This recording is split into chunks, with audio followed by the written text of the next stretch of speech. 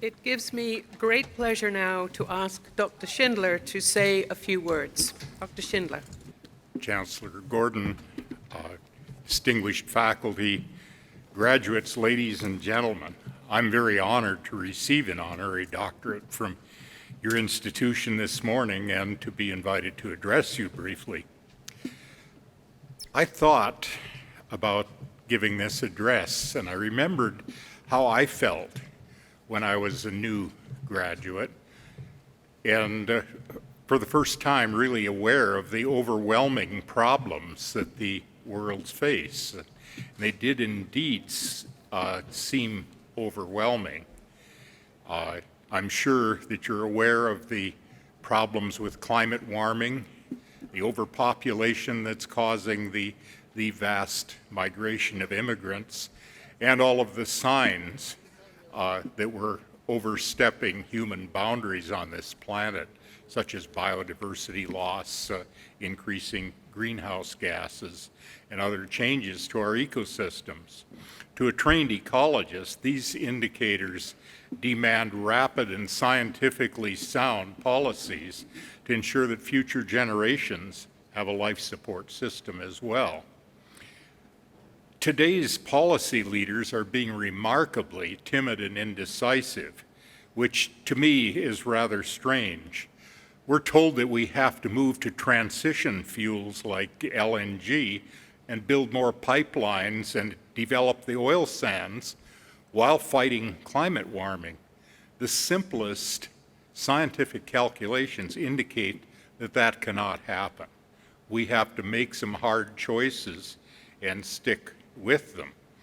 The technical challenges posed by moving to renewable energy are not really any more onerous than those of dealing with toxic tailings ponds and huge abandoned surface mines. Simply put, science does simply not approach the rhetoric and the timid actions of our current leaders. I think we need to think deeply how many people this country can sustain for a long period as well.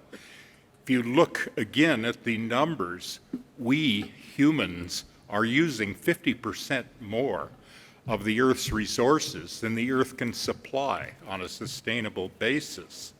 So that getting that balance back into alignment is a high priority if humans are to continue to survive and live with some of the comforts that we've become useful. Now, these are seemingly insurmountable, but they really are no more insurmountable than the problems faced by past generations. To give you two examples, the two that I'm familiar with, when my parents were your age, they had just been through a Great Depression, and they were embroiled in a world war that killed 60 million humans and cost over $11 trillion. Just think of what those resources applied constructively could have done on this earth. When I was born, there was no indication that World War II would ever be over. But science and some courageous decisions put an end to it within 3 years of that time. Some of the actions were rather destructive, and there's no denying that, but end it we did. I can just remember when the war ended and all of those massive technological advances were unleashed for the human good instead of human destruction. Within a couple of years, my family got electricity and indoor plumbing, and I saw my first modern automobile. For the next 2 decades, while I was growing up, seemed like a miracle. We had no major wars going on in the world, and a lot of human endeavor was focused on improving the human condition. And when I started university, that's the way I felt. Everything was good. But during my university career, I found that it was not so good. By the time I graduated, I knew that we'd simply changed the war from other humans to other species. Rachel Carson's Silent Spring had shown what we were doing to insects, birds, and other species with pesticides. Charles Elton's Ecology of Invasions by Animals and Plants showed that, in his words, homogenizing the world's fauna and flora was not doing our ecosystems any good. There was a problem of that time that was particularly attractive to me.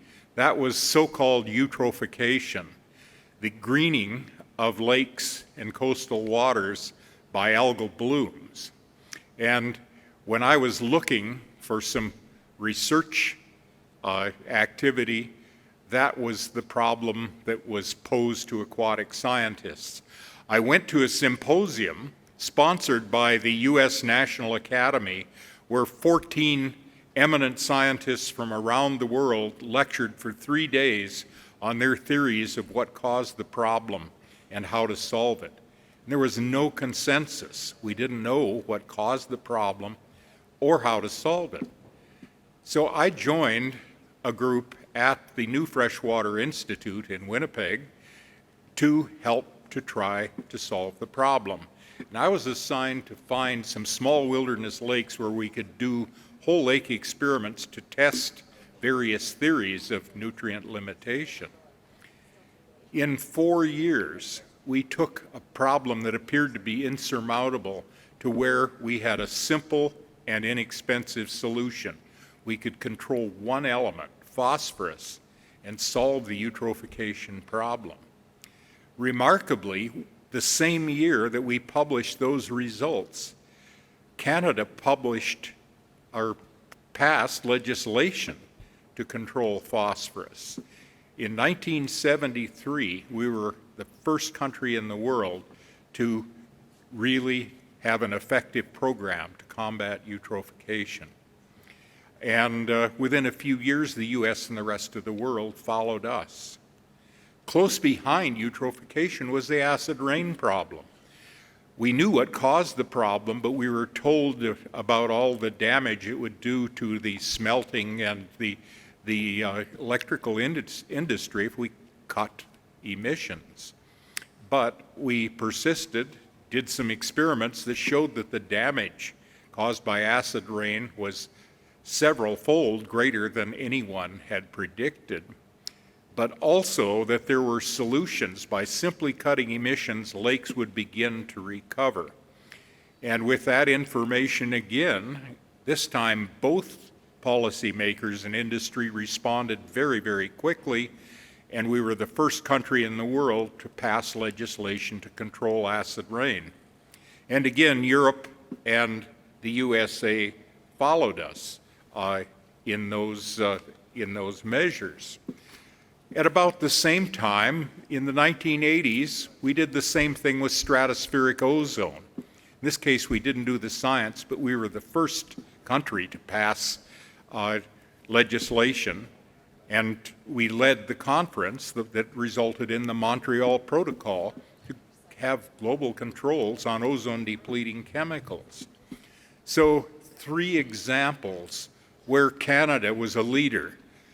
There was no rhetoric about we should wait for bigger polluters. Clearly, countries with bigger populations and industries put out more phosphorus from sewage and greenhouse gases and chlorofluorocarbons than we did.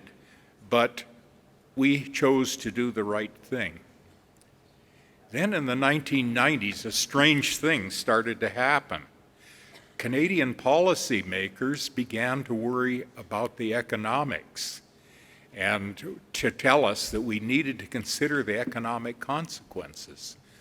Well, we had never talked about the economic consequences of the 3 examples that I just gave you, and yet in retrospect, they all turned out to be economically as well as ecologically very sound moves. Yet today, we're told that we must wait for bigger polluters to move first, and we to follow them. As the result, we have a situation now where we've moved from being regarded as a global leader to a global fossil with respect to controlling climate change. I think the lessons of the past show that the higher cost of ignoring ecosystem services far outweigh the rather limited economic horizons that we assign to those problems.